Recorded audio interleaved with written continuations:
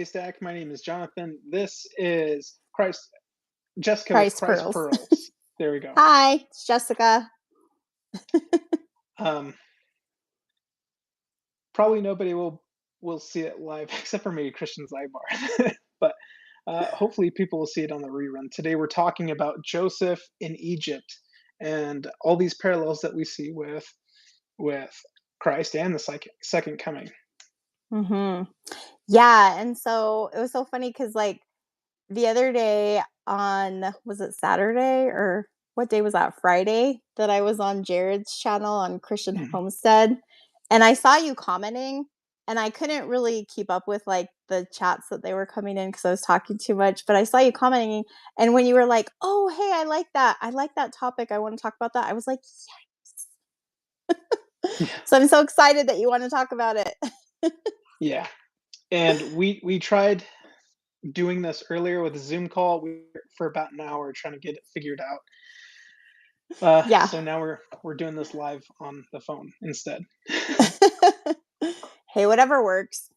So yeah, we won't be able to share screens or show screens, but for those who are watching at home, if you pull up or get out your scriptures and go to, we're just going to recap really quickly the chapter headers of Genesis 39, and we're going to read through Genesis 41, and we're going to talk a little commentary on that one. Yeah. So I'll start. I'll do the chapter headers, and then we can go over to 41. So if you open up Genesis, go to chapter 39, and just to recap, so it's all fresh in everybody's mind, this story of Joseph in Egypt. And you remember he's the one who was the firstborn son of Rachel and Jacob. And he ends up becoming the birthright son because Reuben, Leah's son, lost the birthright. So he's the birthright son who got the coat of many colors from his father. And then his brothers were jealous of him and they sold him as a slave into Egypt. So he ends up in Egypt. And then here in chapter 39, here's the chapter header. It says, Joseph, prospered by the Lord, becomes ruler of Potiphar's house. He resists the advances of Potiphar's wife, is falsely accused, and is cast into prison. The keeper of the prison commits the prison's affairs into Joseph's hands. So Joseph becomes essentially the leader of the prison. And then in chapter 40, it says, Joseph interprets the dreams of Pharaoh's chief butler and chief baker. The butler fails to tell Pharaoh about Joseph, even though Joseph gave him an accurate interpretation of a dream. And now we're in chapter 41. And this is the chapter header for that. It says, Pharaoh dreams of the cattle and the ears of grain.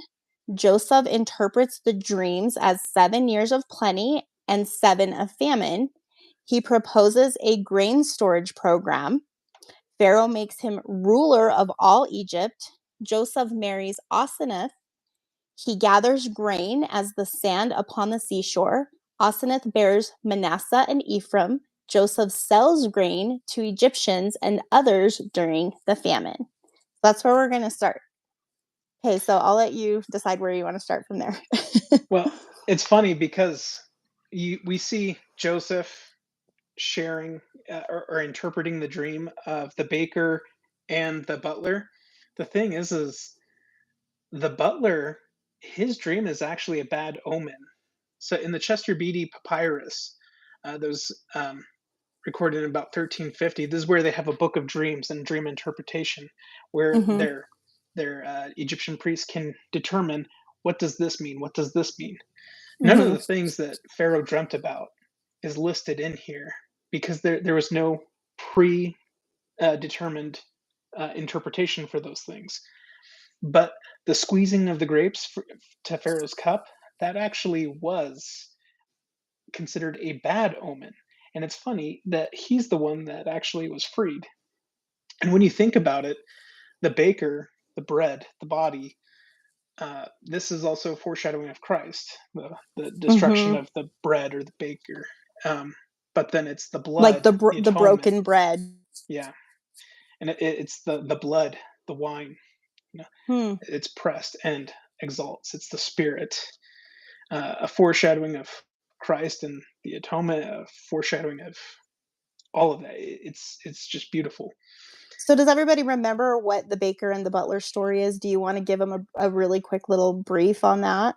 I think they were in prison because of a stolen bracelet from Pharaoh, and at the time, Joseph was already arrested and made head in the prison as a servant there, and so he was just observant and listened to the dreams and interpreted them.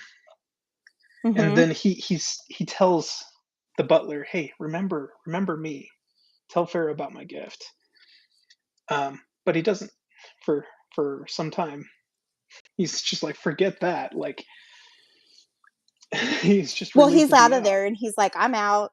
That's all that matters, right?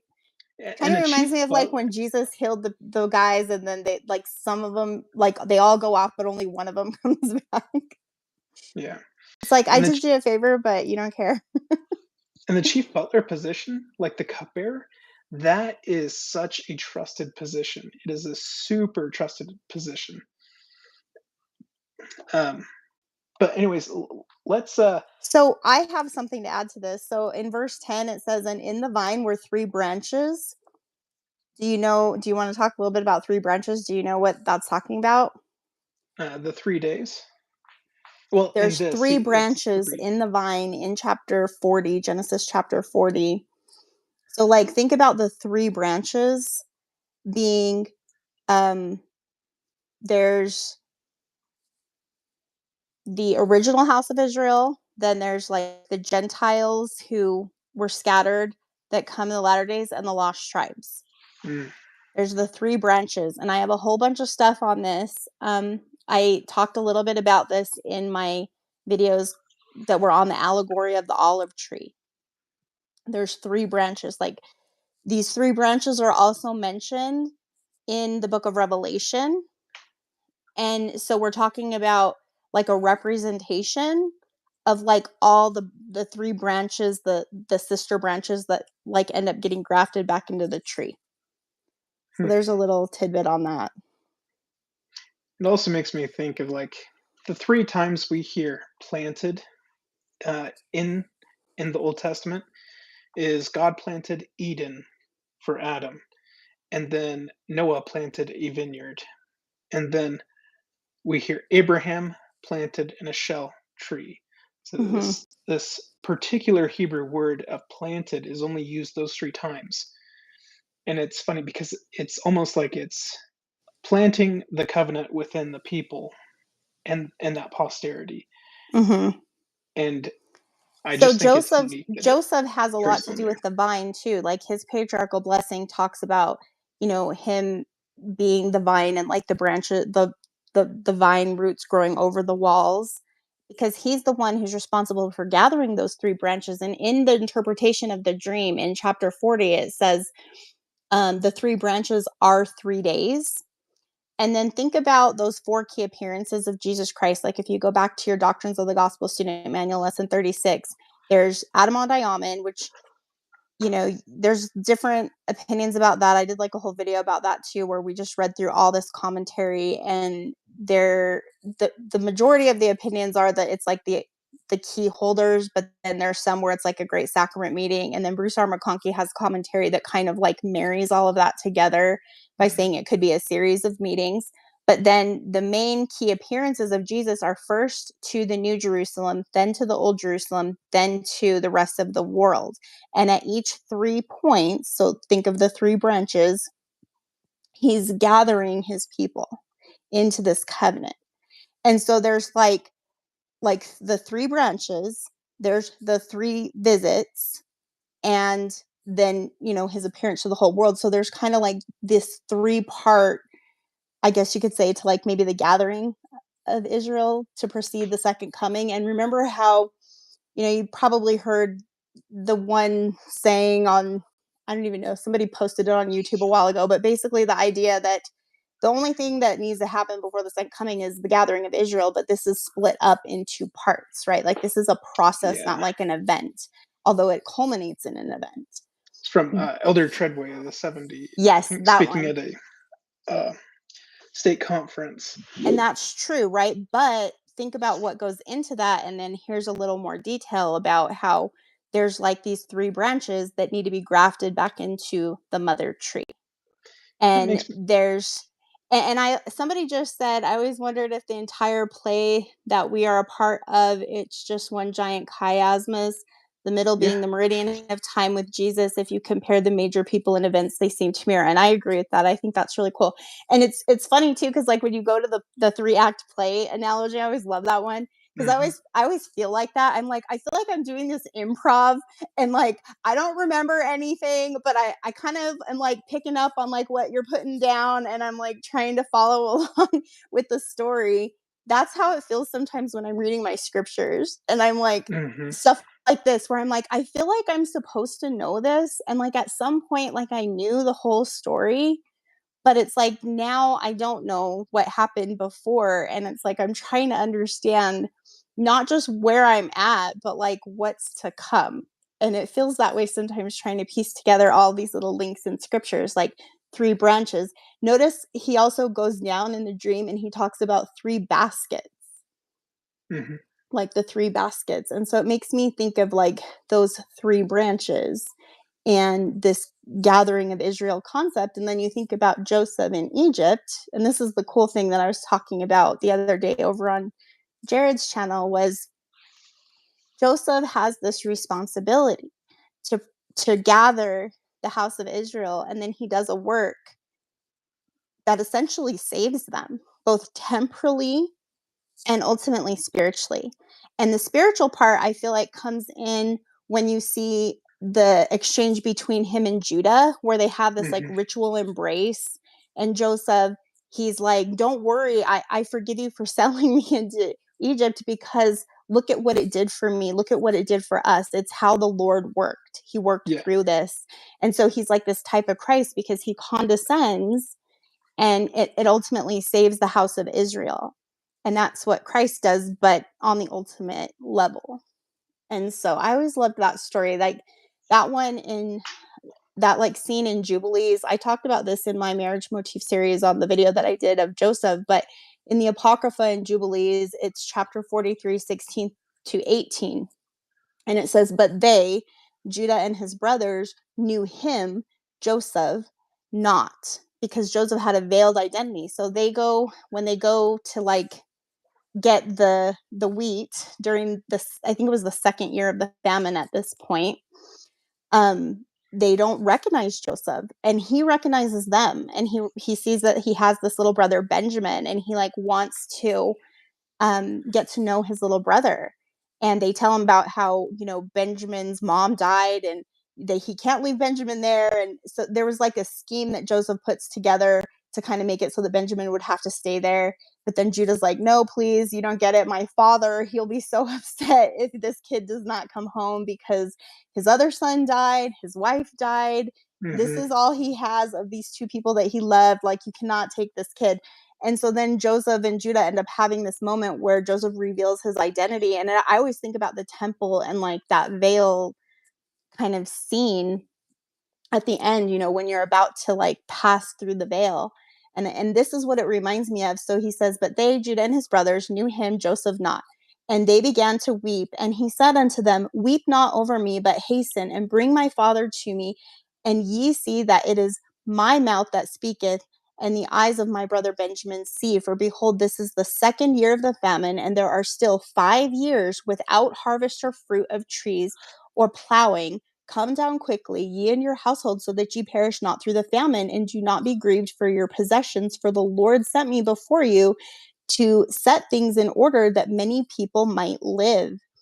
And then in Jasher, you get another little kind of tidbit where it just talks about how it's in chapter 54, verses 106 to 108.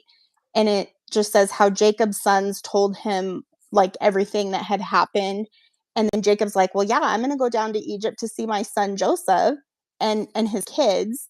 And then it talks about how Jacob rose up and he puts on clean new garments. And then he's like washed and shaved and then he goes to go see his son, and then they have like this big family reunion, and they all rejoice. And there's just like this beautiful scene between like Judah and Joseph, and it kind of, I don't know, it kind of reminds me a little bit of like Ether when the brother of Jared has his kind of like veil scene, with the Lord. So all of that stuff I love. Like I love that deep symbolism, and I feel like it's in this story very Yeah. much. We see the brothers of Joseph strip him of his garment and Mhm. hate him because of his position. And then we see Pharaoh come in and clothe him and give him a new name. Mhm. And when we see this, there's a lot of back and forth between Joseph and his brethren because he's testing their hearts. He's like, have these people actually changed? And Mhm. it's the same thing. They cast out the Savior. Even Joseph Smith was cast out, hated for who he was. But at that last day, you kind of have that hymn in your mind, like, world shall know brother Joseph again. To Mhm. me, that is to me that's when the world, the gathering of the lost 10 tribes, they are finally understanding to what servant the Lord has been using to gather in, because this happened with Christ and it happened again with the restoration. So it's all rolling forth together. Yeah. And the whole fact that like Joseph unlocked the gathering of Israel, those keys, that was first initiated with Joseph, then with Moses, and now with Joseph, the Joseph Smith restoration again. in Kirtland, yeah. And that's funny because like I did a whole video on just like the Kirtland Temple stuff because President Nelson had asked us to study that, and so I did, and I did a whole video. The one that I was talking about the other day on Jared's channel, the Ancient Covenant Restored, that is a little bit about that, and then I did another follow up that was called the Elias Puzzle, and it also kind of covers some of that Kirtland stuff. And something that I think is really interesting though is that, so like you brought up Joseph Smith, and we know that he's a direct descendant of Joseph in Egypt.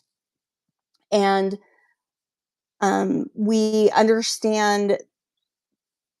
So I did a video series on my channel called, I think it was called Latter Day David, but it's talking about a sign of the times that was in David J. Ridge's book. He has just a sign number 1. It was the first one that he listed, and it's kind of like a obscure, mysterious sign, and it just says a man named David will lead the church. And then we were looking at Ezekiel chapter 34 verses like 13, 16, and 20 through 24, where it talks about this. And I did like 5 videos on this, and again talked about the three branches. There's in Isaiah 2, there's this 3 that comes up again, and you get the understanding from it that there's like this work being done to gather Israel, and it's like a 3-part process, and it's talking about these 3 branches. And so again, I feel like this responsibility lies with Joseph. And in the series, in my marriage motif series, when I was doing the ones on Asenath, Joseph, Ephraim, and Manasseh, we were in that video, I was kind of focused on like the breast and the womb analogy, and just how um Joseph, he's a Christ archetype, but he's also like a female feminine archetype through his sons, because they're given this breast and womb blessing. So in the patriarchal blessing, it talks about the breast and womb and how he's going to be that. And it's like, well, he's a man, but he's going to be this breast and womb. And it's like, okay. So I remember like studying this for a long time, trying to understand it, because I felt like it pertained to me, to my patriarchal blessing, that I needed to understand the blessing of Ephraim. And so I was like getting pretty deep into it. And so I did, in those videos, the one on Joseph and then the one on Ephraim and Manasseh, the breast and womb series, I got super deep into the etymology of their names, and also into what some of this like vine symbolism means. And I could see that there really is a story here of the modern church. So for example, and we talked about this before we jumped on the call, so I'm going to refresh it for the audience so that they're not Mhm. lost. But before we jumped on this call, me and Jonathan were talking about how there's basically a temple endowment happening for Joseph's wife Asenath in the apocryphal stories that are dated to like first century AD, and they have they're like pseudepigraphical texts. And in that ancient tradition audio writ series, you can listen to one version of those. You can also find them online. I have two that I kind of refer back and forth to. And in one of them, like for example, the one on the ancient tradition audio writ podcast, the part where there's like this encounter with the first meeting that Asenath has with Joseph. She at first, is being told by her dad, hey, there's this cool guy coming and he's like, everybody loves him and I really want you to marry him. So look pretty and come to this dinner. And she's just like, I don't want to meet this guy. I heard he's like an adulterer who like cheated with the Pharaoh's wife and all this stuff. And she's like, and then he was cast into prison. And wasn't he like a Hebrew slave and all this stuff? And so she's just like, no. So she kind of has like a bad taste in her mouth about this. But then she sees him. And when she sees him, she sees that he has this crown with like 12 stones on it. There's just all this like symbolism in there. I won't even get into that, but it basically is like, you can see that it's all covenant language. It's talking about the 12 tribes. He's clearly like this birthright son. And then she's looking down and she's just like, wow, this guy's like really handsome. And all these people are like fawning over him. And she's just like, what was I thinking? I got to meet this guy. So she goes down there and my version is just totally different than what it actually says, but you should see what it says. And then this was how I took it. You're getting it through my lens right now.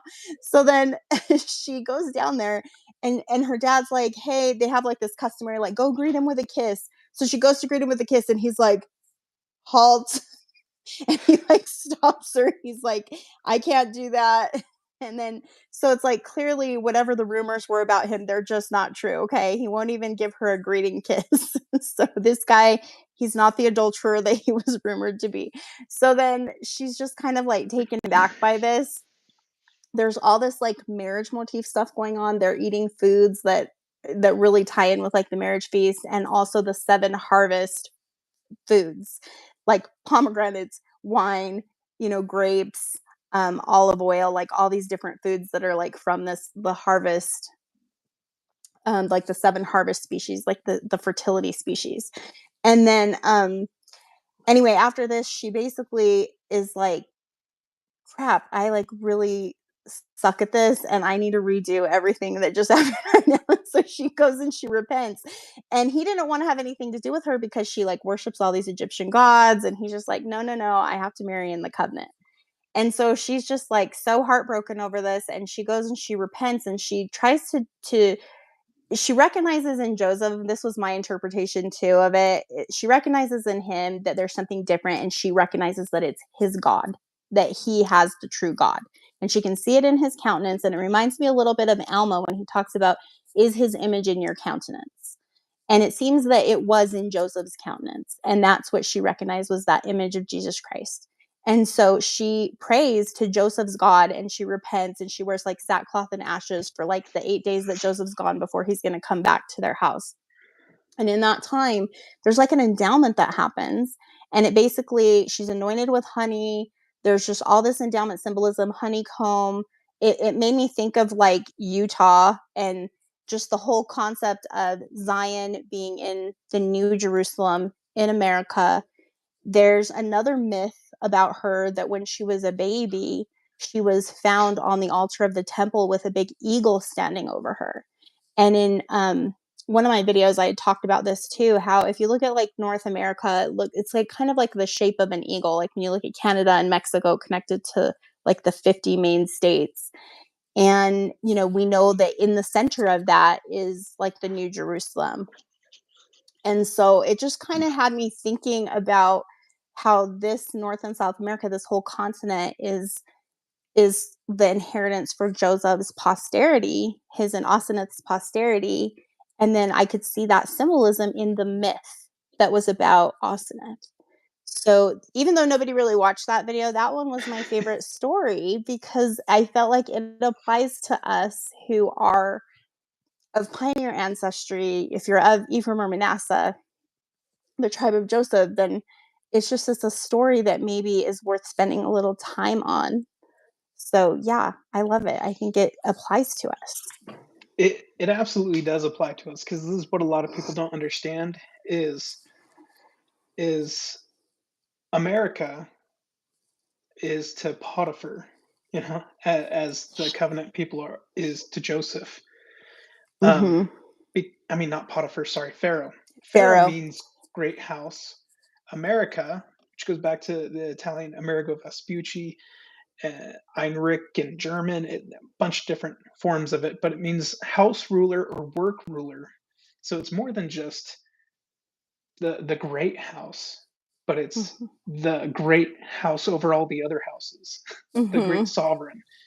Um, and this is America, right? Where we have the record of Manasseh through the Book of Mormon, uh, and his name means uh, what does it mean? The forgotten Manassas. sorrow. Manasseh, I think, means forgotten sorrow,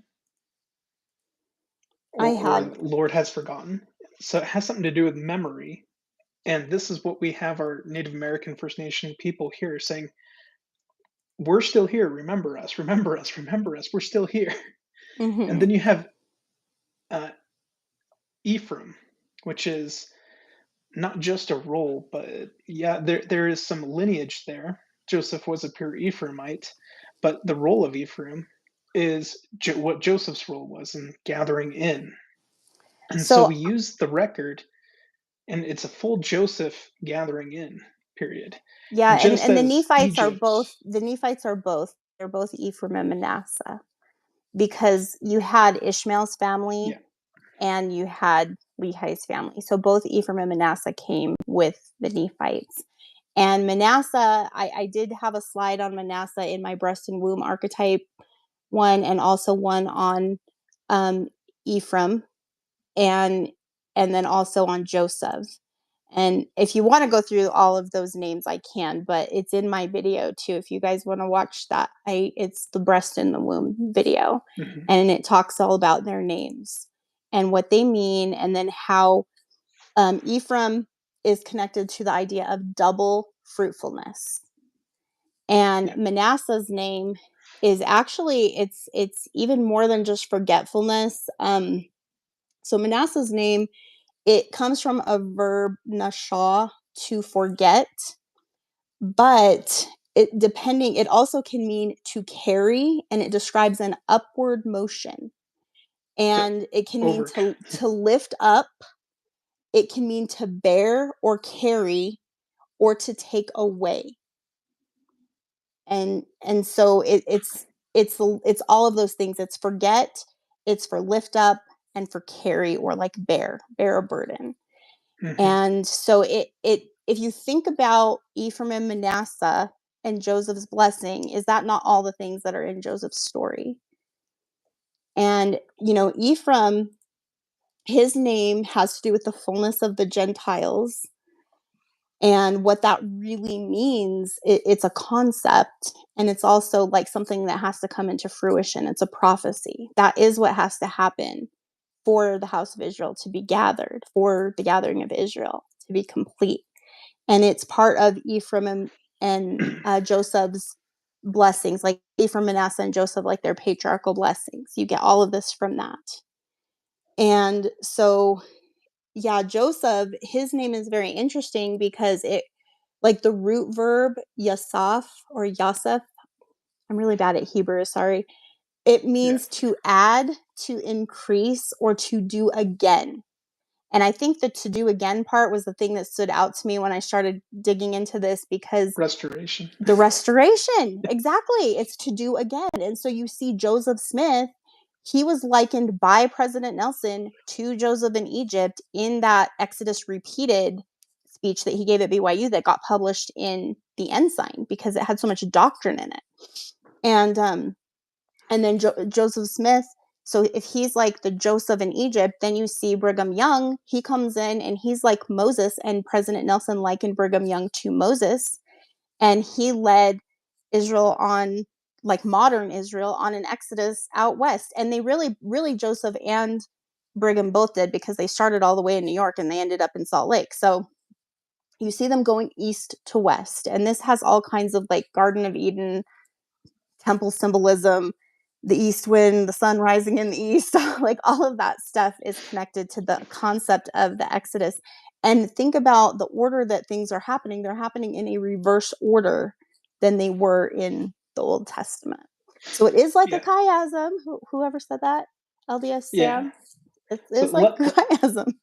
let's talk about the gathering of Israel and that birthright blessing that Jacob gives to Joseph. Okay. So when Do you want to Jacob read is it? no, I'll just say Okay. it. Jacob is giving the blessing to Joseph, and he takes Joseph's hand and puts it on his thigh.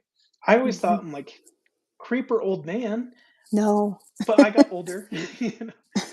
And there's actually multiple reasons for that. And one of the funny things that we see, even on the temple in Salt Lake, what we have is uh, Ursa Major in the North Star chiseled in there. Hmm. And that's for many reasons. One, it's like an undeviating course back to God, right? Truth. Hmm. This is where all things are gathered in. And when we look at the North Star, really, it's all the stars around are gathering into this one center point. This is the one true thing. And I think that's what we mean when we say this is the true church, is we have the anchored, this is where the authority is. Not that we have a monopoly on all truth, Hmm. but we have a monopoly on authority and Hmm. gathering into the center Well, place. yeah, it's about Because the keys. It goes back to that birthright blessing. in ancient Egypt, that constellation was an ox leg, which Hmm. was they look at that and go, "Oh, fertility. This means fertility." And to Well, us, we for look at bringing that and forth go, seed to the Lord, it is. "We're like, this is the Abrahamic covenant." And we raise up seed, and it is about fertility, but it's a different type. It's a spiritual type. And we literally bring sons and daughters into the world through like our loins, literally, but then spiritually we need to also be begotten. And so it is about fertility. They just don't get what kind of fertility we're talking about. Yeah, the secularism tends to break away, whereas we have revealed truth from prophets who help define and help us understand the Abrahamic covenant and what that truly meant. And if we look at this context, I mean, the world or the Lord set the stage in this world that Joseph grew up in, that Abraham grew up in. The whole, like at the time, the setting for Egypt is it's being ran by Hyksos kings. Now a lot of people will say, oh, that translates to shepherd kings. That's a mistranslation. That's incorrect. It's foreign rulers is what it means. In fact, a couple Well, of the kings there. Joseph has a veiled identity, right? Like Moses did too. And there's a veil symbolism there. And this is what I talked about in my marriage motif. And this has to do with him taking on an Egyptian identity.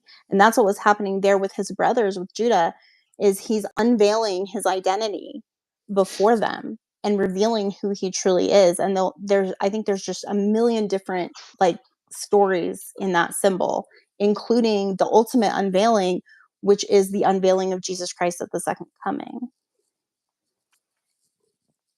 Well, these can you hear me? Yeah. These Hyksos kings, they they're very much like Terah, the father of Abraham. Because at the time, it's the Egyptians are not prejudiced. They're like, you have a different God, cool, Yeah, right? they're totally cool with it. But we see at the end of the 13th dynasty, we see this huge migration of Asiatics, and Canaanites, and groups coming in. But at the fall of even Abraham and his father Terah, we see a breakup of kingdoms like Urkesh and Mari, and these people. These are rulers of foreign lands being taken over by empires, Hmm. and so they become Hapiru, guns for hire, tent dwellers, and they So, migrate can I south. ask you a question about that? Because Mhm. I haven't looked into all this, so this is fascinating to me. But Do you feel like when you were studying this, did you kind of see how we got from Joseph in Egypt inheriting all that Pharaoh has down to now the children of Israel are in slavery and then Moses has to free them? Did you kind of see how that happened? Were you able to see how that unfolded? Oh, in history? Like Yes. historically. So what happens is because the Hyksos are rulers there, that sets the Mhm. stage for Joseph to be received very well. And because they are so welcoming and adopting, they're trying to adopt the Egyptian format. Thing is that at the end of the 15th dynasty, you have you have the Theban kingdom, people who broke off from the original Egyptian groups that start migrating further up north and want to retake the kingdom. This is where we see the Pharaoh who knows not Joseph enter in. Okay. And this has to be a dynasty change because Yeah. Egyptians were very thorough, like they kept records very well. And so we know it's not some change from the 18th to 19th because that was all friendly changes. It's when they destroy the Hyksos and cast those people out and destroy that history. And then we start seeing things that look like Joseph in the Old Kingdom stories like Mhm. that's like Imhotep the vizier to King Djoser in the Old Kingdom. That's Mhm. too far back to actually be Joseph. But the record of that was written after Joseph when they're trying to deify the vizier to be a god. So And were they maybe like trying to reconstruct something and then like how did they end up putting that together? so I think this was over in Elephantine where that stone is found. But the kings would do this. They don't want to give credit to the Hyksos people. They want to keep credit with the Egyptians. Mhm. And they're very big propagandists, super big, Aren't we right? all? Yeah. And so they they want to erase that history, and then Mhm. you have Otmos the first come in and they retake the northern kingdom or northern area, and then they settle up there.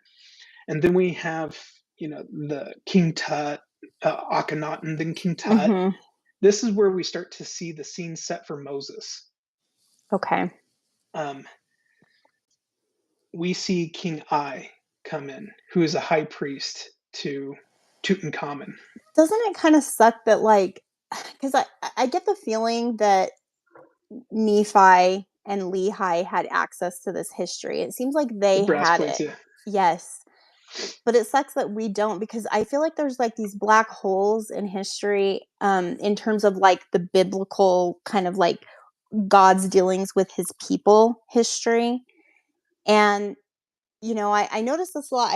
I was talking to you about that book that Jonah Barnes wrote, The Key to the Keystone. And I Hmm. read that book. It was pretty good. He did a good job in it. But one of the things that I really liked that he pointed out was just he's essentially trying to reconstruct what could have been on the brass plates based on all these apocryphal texts that sort of like have threads that connect to the restored gospel as we know it.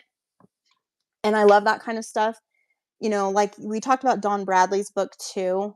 Hmm. Was it the 116 pages that you read that he wrote? Yeah. Okay, yeah, that's the one that I read too. And the thing that I really liked that he did there is he was able to do a similar thing and reconstruct what was possibly on the 116 lost pages.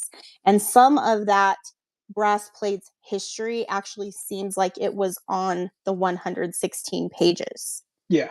And so I had to pause and be like, okay, why can't we have this? Well, we do like get Satan glimpses of it. Satan really doesn't want us to have it. It's like it just seems like he somehow managed to interrupt the ability for us to receive this, and maybe that's through our own wickedness, usually that's the case, but whatever the reasons are, it's like it just feels like I don't know, I can't speak for everyone, but inside of my own heart that I have a yearning to understand this story. Hmm. And I've been like trying so hard to like piece it together. And I think it might have happened for me when I noticed my family tree start filling in, and I had some connections that were going all the way back to like some ancient kings and queens. And I realized that there is this black hole and it's called the Great Apostasy. And I'm just like, what happened all this time? And it I don't know, like it's been something that in maybe the last like couple of years I've felt like I really, really want to understand the story of Joseph and his descendants. And it does feel like, maybe there are some ancient bloodlines there. And this really does have to do with like kings and queens and priests and priestesses, not just in the world sense, but like priesthood wise. Yeah. Like there really is like a priesthood lineage that needs to be put back together.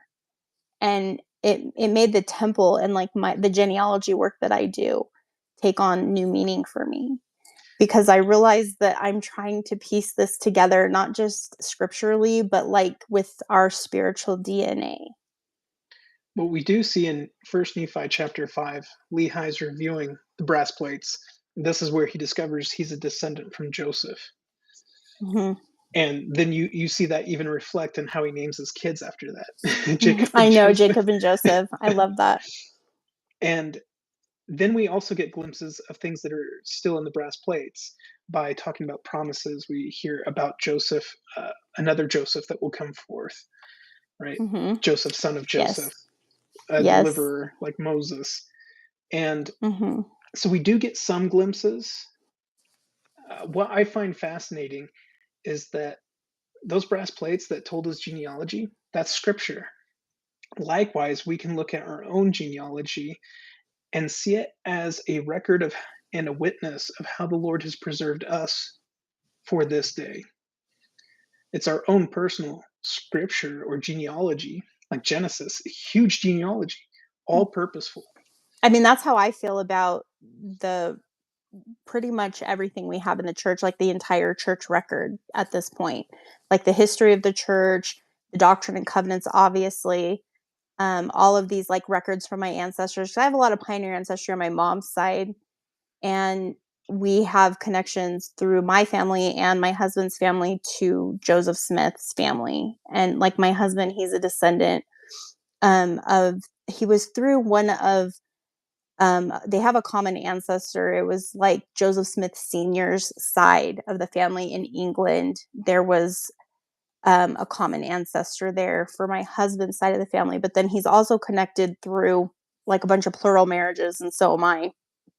Like one of them is Elizabeth Rollins Lightner, the one that saved all the Doctrine and Covenants revelations with her sister. We're connected through her, and I am through Helen Mar Kimball. So there's just a lot there, and like as I've started to like get into this and study it, I felt what you're talking about, that connection to the pioneers, to Joseph Smith, to Brigham Young, to all of the prophets, because I have like has anyone ever done this? Like, do you guys ever do like roots tech? If you do, write it in the comments. And have you ever done the thing where it's like, your friends will you post it on like Facebook or Instagram or somewhere, and your friends click on it, and then it's like, hey, you guys are like 11th cousins, or you're 11th cousins once removed, or something like that. And do you ever notice how many people in the church, like in your ward, in your neighborhood, that you're actually connected to? Because I've done that, and I'm like always like, whoa. It's like we're all connected through the roots that Joseph laid down, just like Isaiah talked about. It's like it's all there. And we really are like the kings and queens of the Gentiles. Like we really are that house of Israel that was scattered, that is being gathered in the last days. We really literally are literal descendants of these birthright sons, and these like people who have a true right to the priesthood. And it seems like Satan tried really hard to get in the way of that line that the Savior was supposed to be descended through. Like, for example, earlier today, I was looking a little further back in Genesis, and I'll go back to it. But have you ever looked at, you've probably heard this before, Jonathan, but like, you know how people talk about Jacob and like his wrestle with God and how he has to wrestle, with the angel. So if you go look at, I think it's in chapter 32. I want to say it's chapter 32. Let me go to it. Hold on, because I was reading this. Yes. So Jacob sees an angel. He asks God to preserve him from Esau, for whom he prepares presents. He wrestles all night with a messenger of God. Jacob's name's changed to Israel. He sees God face to face. And at the end of the chapter, so what happens in this chapter is years ago when Jacob and Esau, like, remember how let's see, it's Rebecca. She is Jacob's mom. So she's the one who has Jacob and Esau in her womb, and they're like fighting each other in her womb. And she has a vision. And she's like, hey, these boys, whatever's happening in here, this is like going to manifest in the world, is basically what her vision is. She's like, whatever's going on here, everybody's going to suffer because of these two. Let me just tell you. And so she's like, this is going to go on and on. Okay. So, but she knows that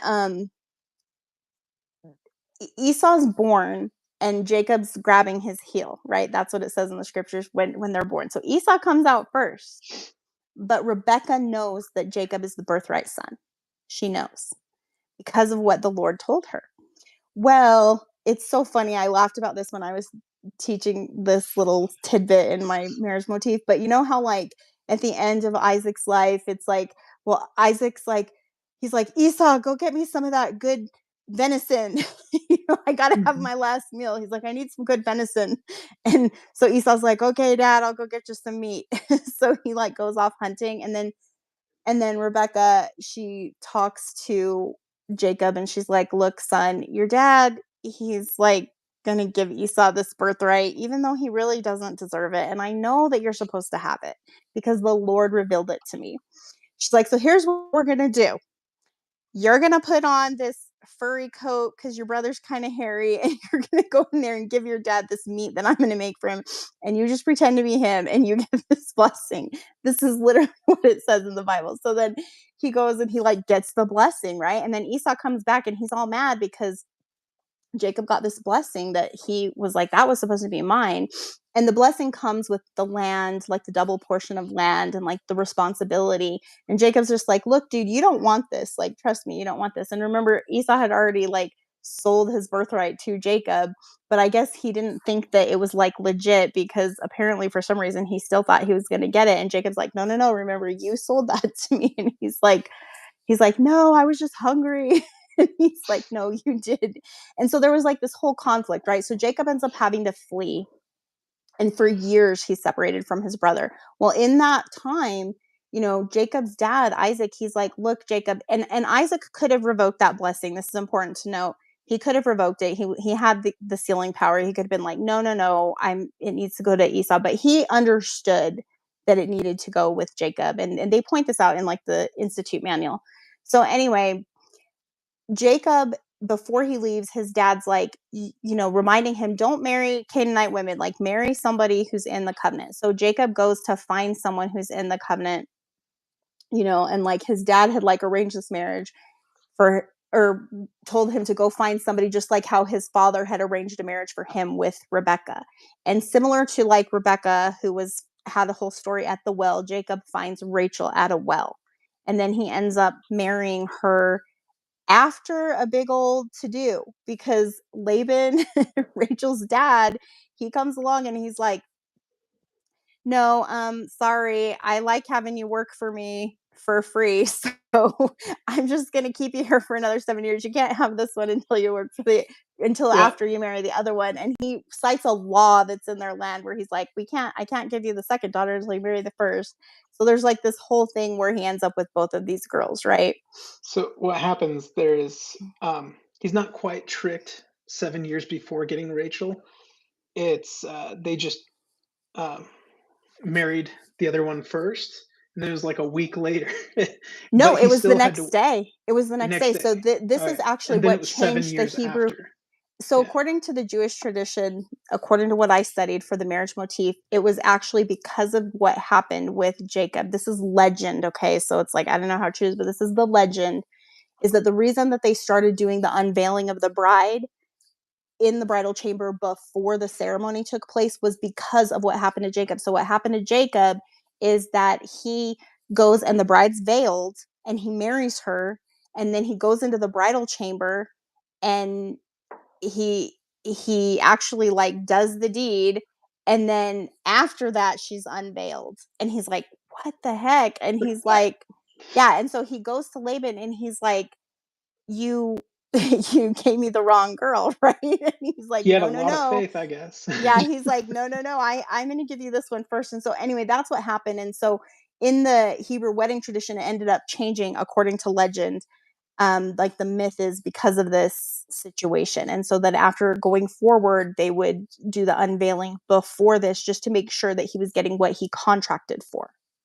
And so I don't know, like, if you can prove that that's true, but this was just according to different Jewish texts, like sources that I'd read on the tradition of marriage.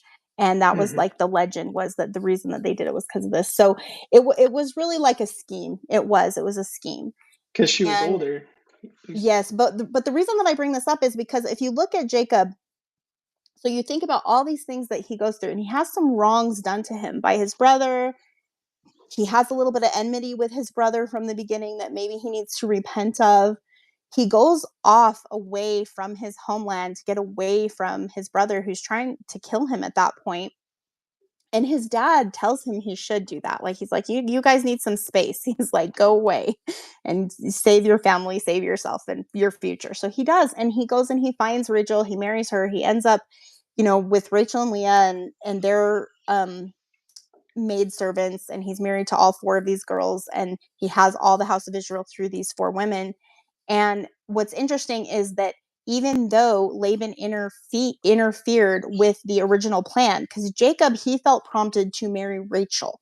That is who he felt to marry. Mhm. That is who the Lord told him to marry. And there was a whole well symbolism right there that's like clearly like covenantal type of symbolism that ties her to Rebecca. And this is important because it was a witness to him that this is the person he's supposed to marry, and yet Laban kind of messed that up. So Christ is supposed to come through a certain lineage, right? Well, it would seem that this got a little broken or messed up because of the interventions of somebody who was not seeking the Lord's will like Jacob was.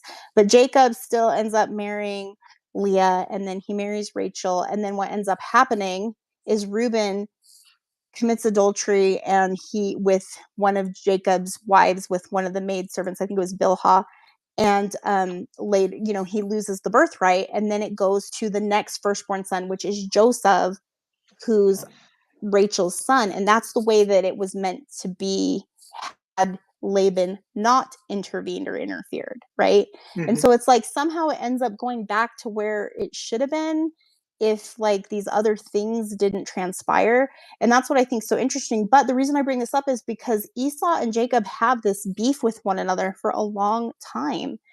And this goes back to the Sermon on the Mount. I'm going to pull up the scriptures that I linked to this because I have this in my annotations. So if you go to Genesis chapter 32, for those of you who have your scriptures, and you look at that chapter header, the first two verses says, and Jacob went on his way, and the angels of God met him. And when Jacob saw them, he said, this is God's host. And he called the name of that place Mahanaim. And then what's happening in that chapter is he's getting all this stuff together that he acquired over the course of working on Laban's property. And he's getting all these worldly goods together. And this is under the direction of the Lord. And God is telling Jacob that he needs to reconcile with his brother. And he tells him to give his brother presents. And these are like things that Esau would want, because we all know Esau, he wanted like the worldly things. And Jacob doesn't have a desire for those things. He has a desire for something eternal. And you can see this in this chapter. And so Jacob you can see what he's working for. He's working to build a posterity. He's working to build a priesthood, birthright lineage for the Savior to be born through, which is what Abraham and Sarah were doing. Isaac and Rebecca were doing also. And then he's doing the same thing.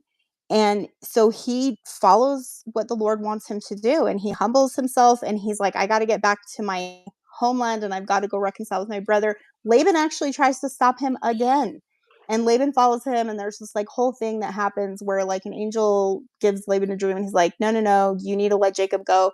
He ends up reconciling with Laban, even after all this drama, which I won't get into. It included Laban kind of stealing the promises that he made to his daughters, like their dowry and stuff like that.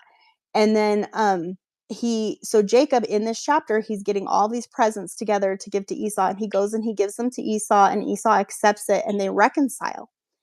And so what's so interesting is if you go to verse 21, just listen to the wording here, okay? And then let the Spirit speak to you right now as I read this. So it says, Jacob, it says,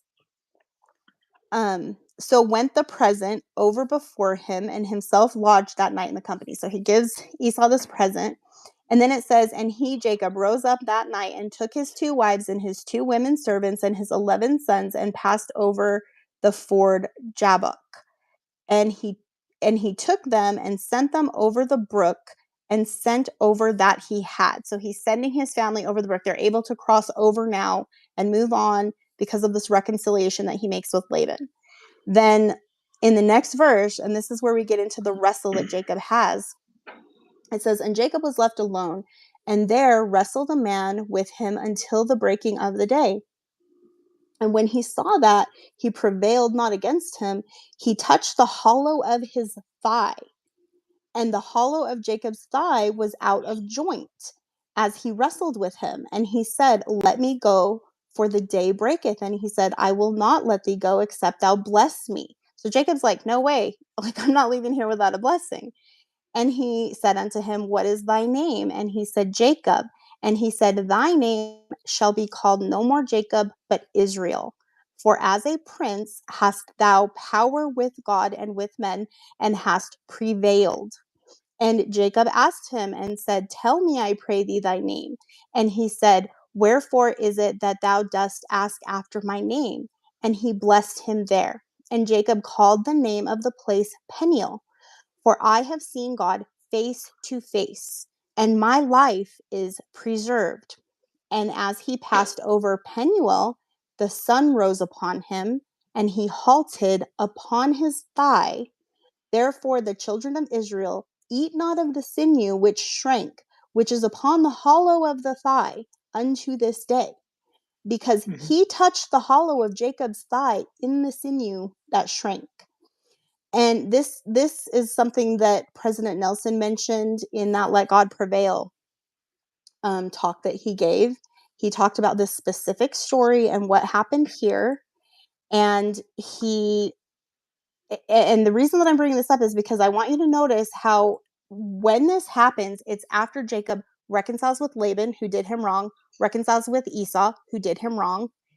And this ties in with Matthew chapter 5 and the Sermon on the Mount. Okay, so you can see like a temple theme happening here, like the process of like going along that covenant path. And there's something super key about this, and it's the reconciliation with your brother.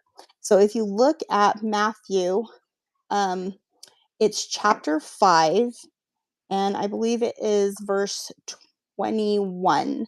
So it says, ye have heard that it was said by them of old time, thou shalt not kill, and whosoever shall kill shall be in danger of the judgment. But I say unto you that whosoever is angry with his brother without a cause shall be in danger of the judgment.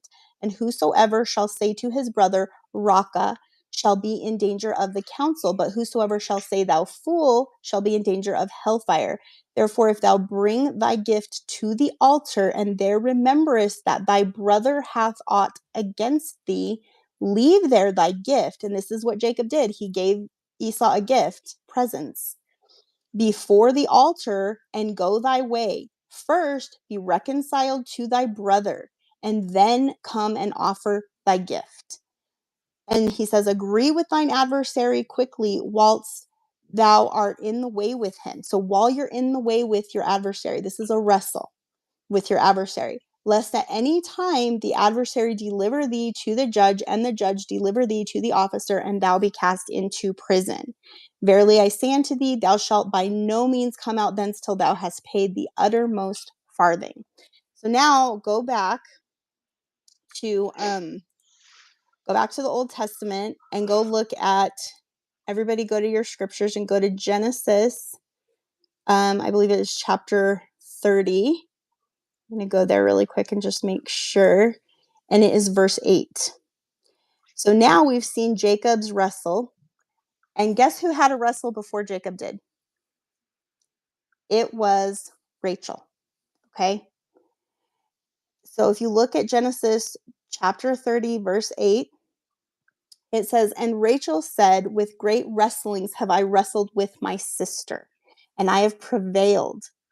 And she called his name Naphtali. So this is where she has Bilhah conceived for her, and Bilhah has Naphtali.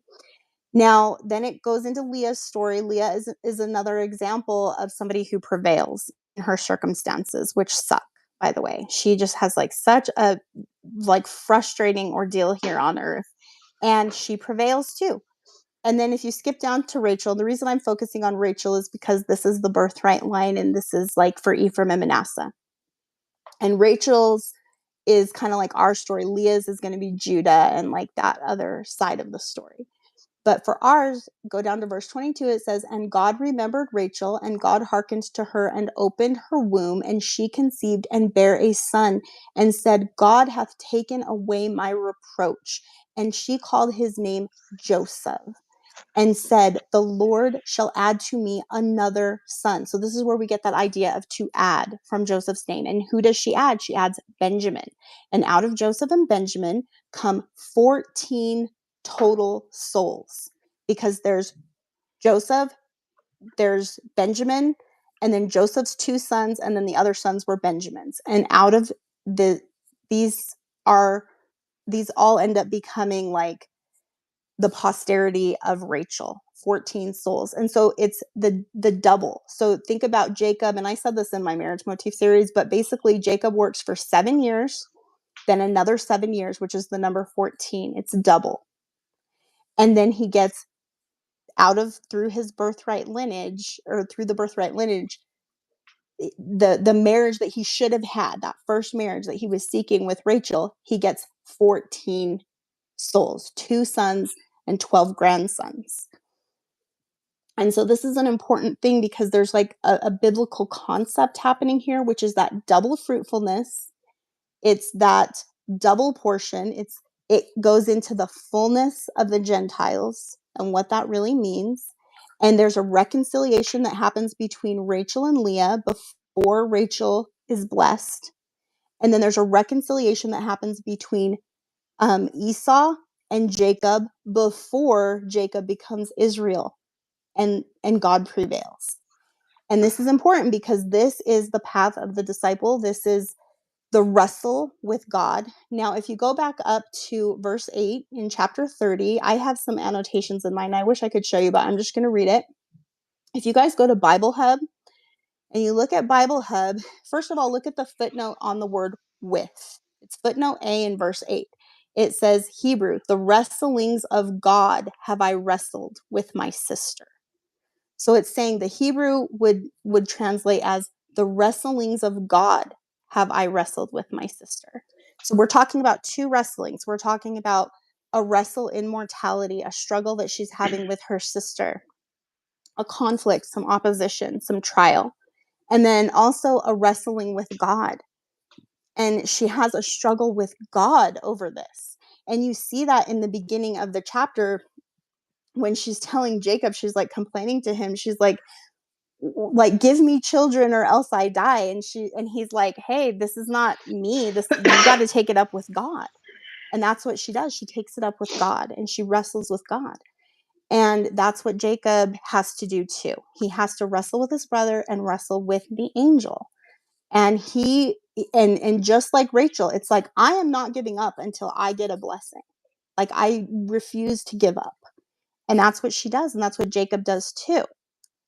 And then you see this in the translations on Bible Hub. So if you go down to the literal translations, like the more literal ones, so look at like Young's literal translation, it says, instead of, and Rachel said, with great wrestlings have I wrestled with my sister, and I have prevailed. It says, like Young's literal translation says, and Rachel saith, with wrestlings of God I have wrestled with my sister. Yea, I have prevailed. And then down in Smith's literal translation, it says, and Rachel will say, the wrestlings of God I wrestled with my sister. I was able. So now you have the idea of being enabled connected to prevailing, like letting God prevail. And then if you keep going, like you'll see that there's like a pattern here. Like in one of them, it says, I begged of the Lord Jehovah, and I prayed with my sister. And also I have found. So now we have finding connected to the idea of prevailing and being enabled. And then we also have begging the Lord connected with the idea of wrestling with God. It's like begging, pleading. Now think about Joseph Smith in Liberty Jail. Okay? And there was a wrestle there with God.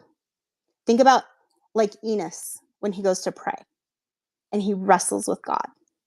Or even the brother of Jared. So it's like all of this is like our story. This is what we need to do. This is the path of a disciple. This is the path of exaltation. And that requires something that I think President Nelson counseled us to do, which is what Joseph in Egypt did. He reconciled with his brothers and he saved them. And that is what President Nelson has asked us to do. He, asked us to be peacemakers. He's asked us to, if we have a conflict with anyone in our lives, to go be reconciled to them. Now, do you see why? It's funny because I was actually just talking about this last night to somebody in my ward. Really? He's on the High Council, and we talk quite a bit, and it just came up to talk about the wrestling with the Lord because it feels like we're talking about plateaus and complacency among just people and the saints. Uh, Oftentimes, or when we ourselves get to this point where we're just, is it routine? And I thought, well, think about it. I think this is when we need to have our wrestle with God to to grow and go beyond. Mm-hmm. Also talked about like Adam. He was going through the routine, making sacrifice, but didn't know why. And I think Yeah. this is what happens with a lot of people. They come into a faith crisis, and instead of, they get distraught rather than making that struggle and that wrestle to let God overcome. Because when we continue forward faithfully, more light and knowledge does in fact come, and it comes by authority. It comes by authority, and it also comes, it's in the moment of reconciliation. Yeah. Okay. It's like when we repent and then we go and we reconcile ourselves for our sins, like we put our sin on the altar, we go and we give a gift to our brother or sister who we need to be reconciled with. And we show that true repentance, the path of the disciple, where we're like, I am not leaving here. I'm not leaving mortality without a blessing. I do this with my kids. When I know one, like I did this even when I was in law enforcement. Someone I know is lying about something, and I'll just keep pressing, like, calmly press. I'm like, is that right? I think so. I think it is. And I think that is what the Lord does with Jacob, because there is an issue there and he does need to be reconciled with his brother. And look at what happens. Him and Esau embrace and they end up happy, and he Yeah. unites the family. And that's what Joseph does with Judah. He gives him this hug, this ritual embrace, is what it makes me think of. So think about when you guys go in the endowment, think about when you go to the veil, Think about everything that you're saying at the veil, and then think about this story next time you go to the temple. Think about the story of Joseph, think about the story of Jacob, think about Rachel, think about Sarah and Abraham too, because this is in their story too. Sarah actually has to be reconciled. Um, there's an issue there between her and Hagar, and it's actually Hagar that has to reconcile to Sarah. Hmm. And you see this happen in that situation too, but these are covenant women. These are divine feminine archetypes. They are brides of Christ archetypes. And if you look at Sarah's story, she is just like Rebecca and Rachel, very desperate to fulfill a promise that was made to her because God promised that she would have a son. And as she approaches her 90s, she's like, I still haven't had this son. And she's just like, there must be another way. Like she refuses to give up. She's like, I'm not sure. She starts like going in her mind, like there must be a way that this is supposed to come to pass. And, in the Institute manual, I was kind of sad, but it says that, we don't know. Maybe she was just like losing her faith, and maybe she was. That's possible. Faith Or, crisis. It won't go yeah, the without faith one. Yeah. crisis. And so she starts kind of coming up with her own solutions. I don't know what the situation is, and I hate to like put words in her mouth that don't exist there. But whatever's happening, she does go according to the record, the canon record, she does go and say, maybe the way that this is supposed to be fulfilled is through my handmaiden, right? So Hagar has a son, but then later when there's an issue that happens, and this is like a pride thing, I think the way that I interpreted it was like Hagar, she kind of gets proud and she's like, oh, like you couldn't have children, but I can, you know what I mean? And there's like an issue there. And Sarah is really hurt over this. And she complains to Abraham about it. And Abraham's like, hey, she's your servant. I guess, do with her what you will. And and Sarah deals really harshly with her, but then Hagar's so upset about whatever happened. It doesn't really say. She just leaves. She just takes off with Ishmael and she's like, whatever, I'm leaving. But then she's like wandering in the wilderness, and then the angel appears to her, and the angel's like, Hagar, go reconcile yourself to Sarah, go back, and I'm going to bless you in your circumstances. And he does. The Lord does do that.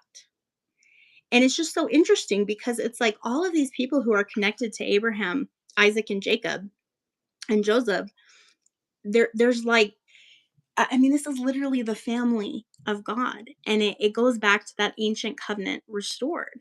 And it is what we're doing when we go and do genealogy. It is what we're doing when we're doing temple work. This is what we're doing. We are trying to fix those broken links. And we're going to be studying in the next, come follow me next week, the Malachi, prophecy that Moroni gives to Joseph like a few years after the first vision. And this is what it's about. It's about this story. And so I think that if we study this story and we realize that there's some things happening here, like for example, going back to Joseph in Egypt and Potiphar, or not Potiphar, but Pharaoh's dream that he interprets. So that's what was that, Genesis 41. There's something interesting here too, and I had talked with Jared about this. Remember when I talked about the fat kind and the lean kind, and how President Hinckley mentioned that? We talked about that, and a lot of people have talked about this, and I noticed this too when, like years ago, this reminded me of it, and I had put a note, like an annotation in my scriptures about this, but just that 7 years of plenty, the 7 years of famine. And in 1998, President Hinckley, he had paraphrased this scripture about the fat kind and the lean kind, just kind of briefly mentioned it. And he mentioned it in connection with other things. And this was after September 11th. And he basically says that he so he's like, now, brethren, I want to make it very clear that I'm not prophesying, that I'm not predicting years of famine in the future, but I'm suggesting that the time has come to get our houses in order, is what he says. And so it's just really interesting because he's basically telling us, you guys need to go back and read this story. He talks about the Constitution, he talks about America. I mean, this is the land of inheritance for the posterity of Joseph. And he talks about just the Constitution in general being like that law that we've been blessed with, that national safeguard for freedom. I mean, he puts all of this in connection with that story of the famine in ancient Egypt. So it's really funny. Is he what gives that talk in 2001? Well, 7 years later, he gave one in 1998, and then he gave another one in 2001. And he was and then talking about this both times. 7 years later, 2008, we have Yeah, the housing huge market. economic crash. Yeah. I was homeless for a little bit during Were that. you? Did you lose a Yeah. house? Yeah. Uh, So, and he talked about like those hard economic times. He even talked about how we were in like having high inflation at that point. And 7 years later, after 2001, was that economic crash. And then have you seen Rod Meldrum's thing on how he talked about he thought like maybe those covenant blessings were being revoked? Have you seen that? I've seen pretty much everything he's put up. Okay, so remember when he was talking about I have this in my notes too, but I can summarize it, I'll paraphrase it. So basically, he has this theory, okay, and it made a lot of sense to me, but he was saying in 2001 he thinks that September 11th was a sign of losing our covenant protection, which is part of the Abrahamic covenant. So remember the 5 Ps. There's like priesthood, posterity, and property, and then there's protection and prosperity as added temporal blessings. The main 3 are priesthood, posterity, and property or land. And then those 2 extra things are like those temporal blessings that we get in mortality. And he saw the twin towers coming down as a sign of maybe losing that covenant protection, and then the crash in 2008, 7 years later, as a sign of maybe losing the prosperity, which are those 2 temporal blessings. And then in 2015, he talked about how he saw this kind of like forced on the states nationalization of like same-sex marriage laws as being maybe possibly a sign of losing posterity. And that was 7 years after the housing market crash, and then 7 years later in 2022, we saw that we were starting to get into it looks like another world war, and he said he saw that as potentially losing, um, land or property. And it really kinda struck me because I was like, "I don't know, I guess we'll find out," but it does feel that way because it does feel like those are the things that we're losing, like we're a nation in decline, like Egypt was, and that's why Isaiah uses Egypt as a type for, like, this end time nation where these promises that were made to the fathers will be occurring, and you can see in the story of Joseph in Egypt that there's a connection there, but again, between America and Egypt. So I think it does apply. there, there. It's just too many connections between America and Egypt, and the saints are like a Joseph within that Egypt serving Pharaoh. So I guess Pharaoh, great house, would be America. Mhm. Um, and just like how we've been told that if it weren't for the saints here in this nation, things would dwindle. And now we're seeing more attacks on the church over and over again. Yeah, like that Um, Netflix series. Ugh. I put that on extinction. I don't even mention it. I don't do anything. If there's a video that's mentioning it and saying, There's so "Hey, we're many going," things. I'm like, I'm not going to give it any attention at all. I I'm haven't putting it watched on it either. extinction. I don't watch any of that stuff. I feel like right now, just like how Joseph was fleeing Potiphar's wife, um, this Joseph is also a symbol of the covenant in the latter days. I feel like from the restoration to the second coming, when when Joseph reveals himself to his brethren, Mhm. and we're almost similarly at this part where we have it's a virgin. We're virtuous. We're Mhm. true to the covenant, and we're having many groups and things that and ideas that seem very appealing enter into the church to try and distort it or try to change the church's stance on things. This to me is Potiphar's wife, and we just have to say, "Get out of here!" Like, no way. We're gonna run. We're gonna maintain our virtue.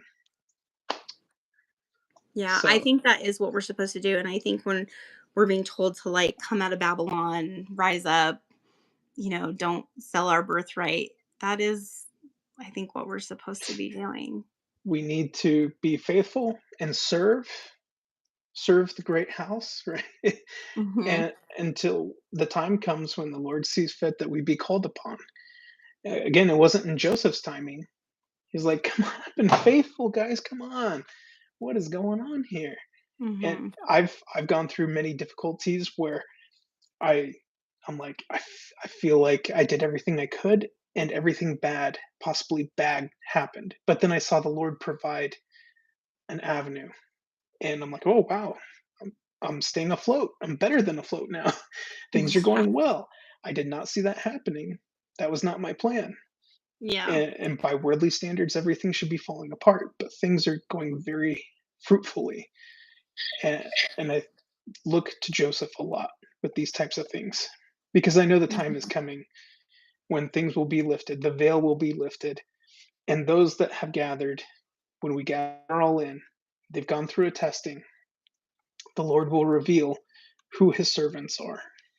Right, and who his true church is, and I think that's where I kinda saw Joseph as, like, a bride archetype because, at some point, it'll be clear who Joseph Smith the prophet really is, and it'll be clear which church because when the Savior comes again, he'll identify himself with his true Yeah. church, and that's his bride, and that's kinda where I saw that bride archetype in Joseph, which I know sounds weird, but, I mean, he was already likened to a breast and a womb, so I figured it fit, and it was okay Well, to see it that way. you're actually right. The reason I started my channel, the very first videos I did were on the espousal archetype and Mhm, how that connected with the restoration. And so, mhm. absolutely right. Yeah, Church, I the mean, nurture. he's renewing that covenant again in a new dispensation for the last time, and he's going through the same process that he went through in the meridian of time to get the church Mhm. going. It's line upon line, precept upon precept. It's built on apostles and prophets and keys. It's all the same. He's doing again what he did in the meridian of time and even anciently with Adam. He's doing it again, and now you know why Joseph's name means to do again. Yeah. Look at this in the Garden of Eden. Who did the adversary tempt first? Eve, the wife, the church. Then Right. go, or no, sorry, goes and tempts Adam first. And Adam says no. So Adam, I look at kind of like as the patriarch or the high priest, and He's then the Christ Eve, archetype, yeah. as the church, the nurturer, the covenant, and then Right. goes to the covenant, or it goes to the church, but then is given covenant to reverse that, and given the possibility to reverse that. This we see again with Moses. Satan comes to try and tempt the patriarch, tried to tempt Moses, didn't work, so he goes after the He Israelites. goes after the people, right.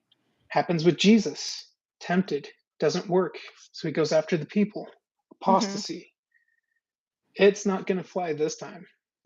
Right, well, because he's gonna try to get him one way or another. You can see his hand at work in the early church, and I think Revelation chapter 12 really speaks to this. We saw 8 of the 12 original apostles fall away, and then out of those 8 that fell away, 4 of them came back. So that A third. literally 1/3 of the apostles who were the original apostles, they fell. Just like it talks about 1/3 of the stars falling, and this dragon tail is a whole part of that story, and you can see Satan's hand at work there in the lives of these early apostles. It's like history repeats over and over and over again. That's why chapter 12 is also um, a story about the premortal world and the premortal war in heaven. It's because it's the same war playing out over and over and over again. You see it playing out in the lives of Abraham, Isaac, Jacob, and Joseph, and you see it playing out in Joseph Smith's life, in Brigham Young's life, and literally every prophet.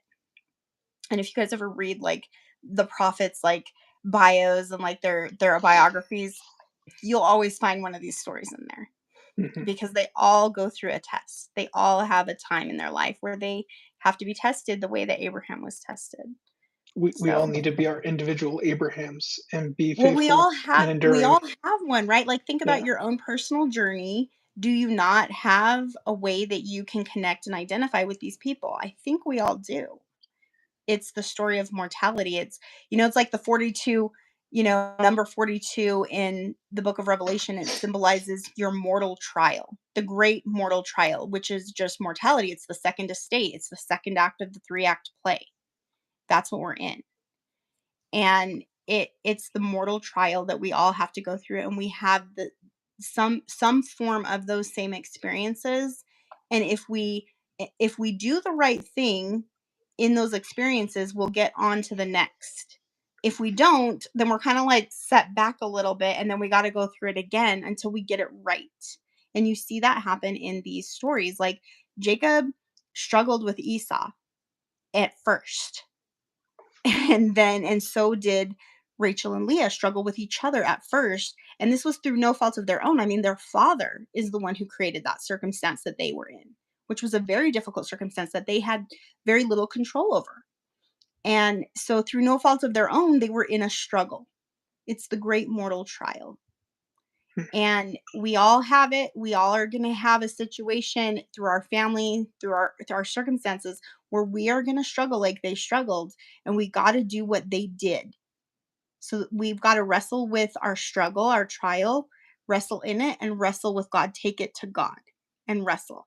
And when we do that, then we end up like Joseph in Egypt, because look at what happened to him. He was mistreated by his brothers. He had that whole vision where he saw his brothers worshiping him, and that's what they were so upset about. They're like, "What? No way." They're like, "Get this kid out of here." And they like kick him out of there. But it ends up coming to pass, and they do end up at his feet worshiping him. And it's the path of the disciple. It's like he condescends, and he every trial that he's given through no fault of his own, he ends up rising as high as he can in the station that he's in.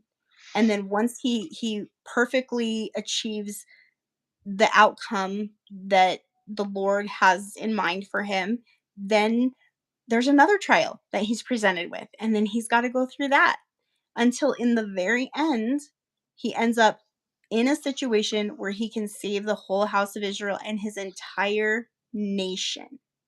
And that is what we are here to do. That's why there's so few of us. That's why Nephi said the power of God is with you, even though you're few in number. That's why we're like the salt of the earth or the leaven in the bread. It's because we have to get that bread to rise. We have to get that meat to taste good and be preserved. And do you see what I'm saying? Like that's what these analogies are talking about. It's Absolutely. overcoming the mortal trial.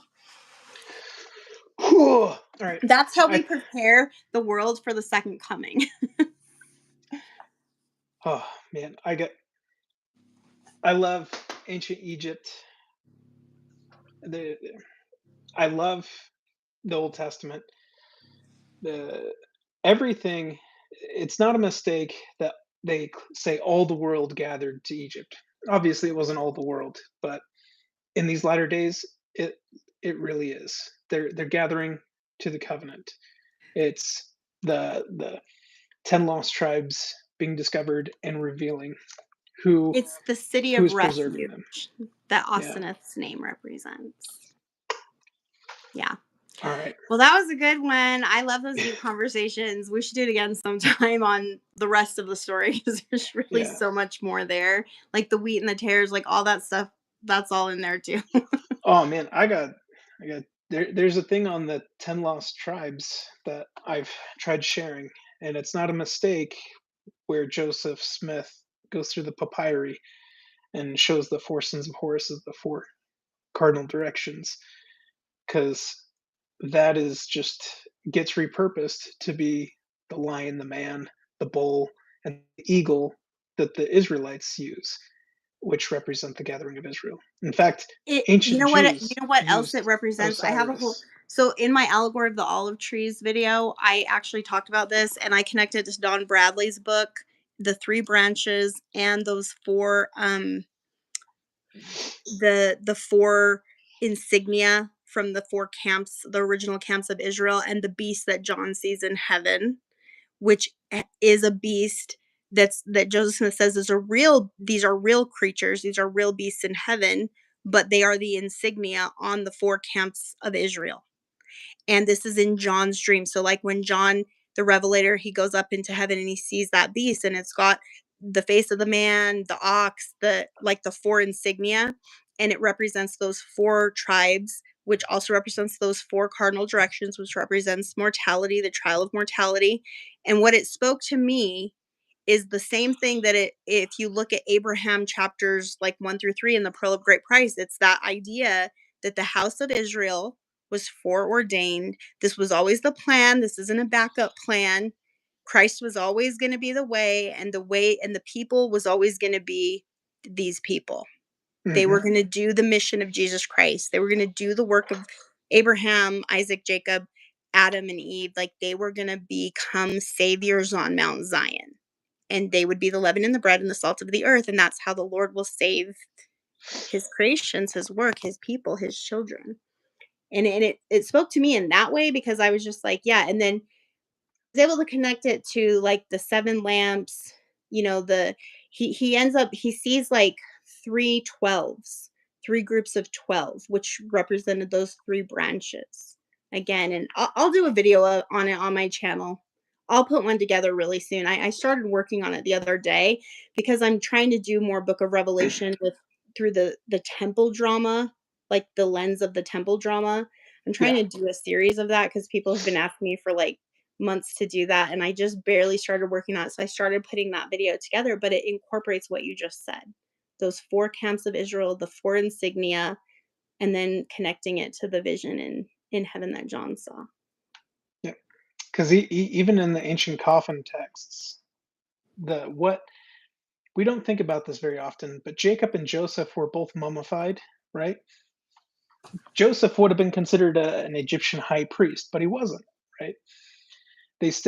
They reinterpreted those Egyptian characters into their own understanding. In fact, we see them substitute Abraham for Osiris with their coffin texts, their funerary rites. And then we see that change to Horus, the son who has the sons Horus, which become Israel, the sons of Israel. Hmm. So I think it's very unique, So do and you think that they were pulling maybe from that period where Joseph reigned in Egypt and pulling out um I guess some of the Hebrew story? so the imagery, a lot of the imagery got revamped in the 18th dynasty because they Hmm. wanted to do away because a lot of this was just written, and so this is where they added a little bit more of the pictures like we see.